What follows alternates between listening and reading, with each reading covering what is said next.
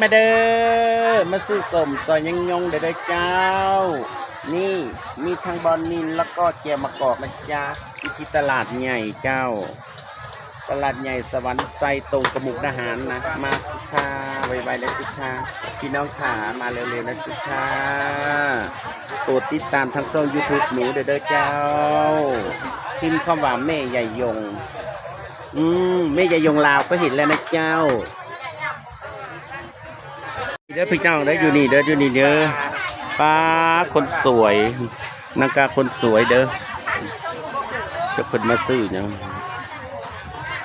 มาเด้อพวกเจ้าเอ้ยจะตลาดเมืองลาวเด้อตลาดใหญ่สวรรค์ไซเด้อนี่เด้ออันนี้น้องสาวเด้อนี่นางนะเพิ่น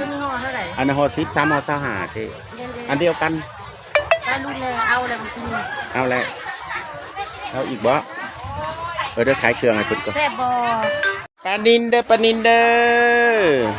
อมีแต่ตัวอ้วนๆมีแต่ตัวตุ้ยๆเด้อสูเอานะปลาดุกปลาดุกนี่เบิ่งเลยนะมาเดี๋ยวหัวหน้าตลาดก็ได้ท่าเก็บแต่เงินหมู่เด้อนะอันนั้นได้เก็บเงินแต่เงินหมู่นะเบิ่งเนี่ยชาวโลกในวันเราหนักเซิงหนีตายแต่ว่าเราเซิงบ่ได้เราเซิงบ่ได้ตายแต่หงเป็นเราเก่งแต่ขา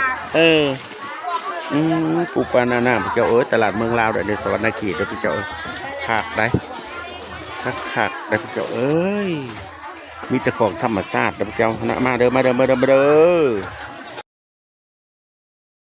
นั่นอีต้นเมทัลแล้วเราหนังโขอยู่แล้ว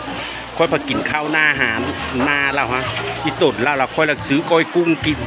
แล้วคนเรามาซื้อเขาเรากินนะพอได้บุญกุศลเนาะที่แท้คนก็ทุกข์กันจะตายแล้วคนก็ทุกข์คือเดียวครับย่าซอยเหลือกันไปน้องสุเจ้าเพราะนั้นเราเห็นเราคลิปกับคนไรกดสักก็กินคนนี้เห็นว่ากันดีนะสู้หนังผันโขธาตุอยู่แล้วปะเลยไปซื้อข้าวเพื่อเรากินส่งเลยไม่ได้กินข้าวเจ้าเห็นแล้วอันคลิปเห็นแล้วอันนั้นก็กดไลค์กดซอยกดกระดิ่งก็คอยเด้อสุเจ้าเด้อซอยเหลือกันไปที่แท้เขาก็ทุกข์คือกันเพราะกันที่หาเช้ากินค่ำคือเดียวแล้วพวกเจ้าเดี๋ยวพวกเจ้าอย่าลืมอย่าพลาดนะซื้อเข้าราชนะคนเจ้าเฮ้เบิ้งไม่ท่าเขาซื้อเขาเจ้า5,000เด้อคนเบิ้งกับเจ้าจะส่งเราไปท่านได้กินข้าวไปท่านได้กินข้าวบนนี้นะฮะยังไม่ได้กินกินโลดนะกินกับก้อยกุ้งนะเขาซื้อก้อยกุ้งนะพักกับแหละนะพักกับมันนะนั่นนะพวกเจ้าซอยเหลือกันไปนี่แหละสังคมลาวเขานะเห็นอัน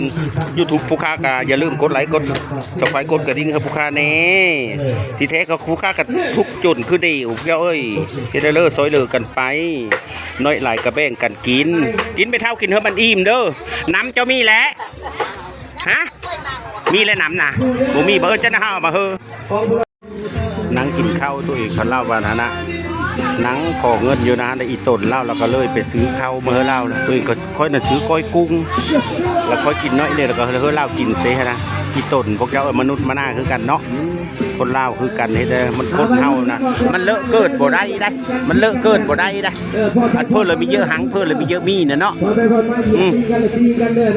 เกิดมาคนเกิดเป็นคนสั้นนี้เพิ่นก็จะโรยคือกันนั่นแล้วมันหาบ่โรยนะเนาะพวกเจ้า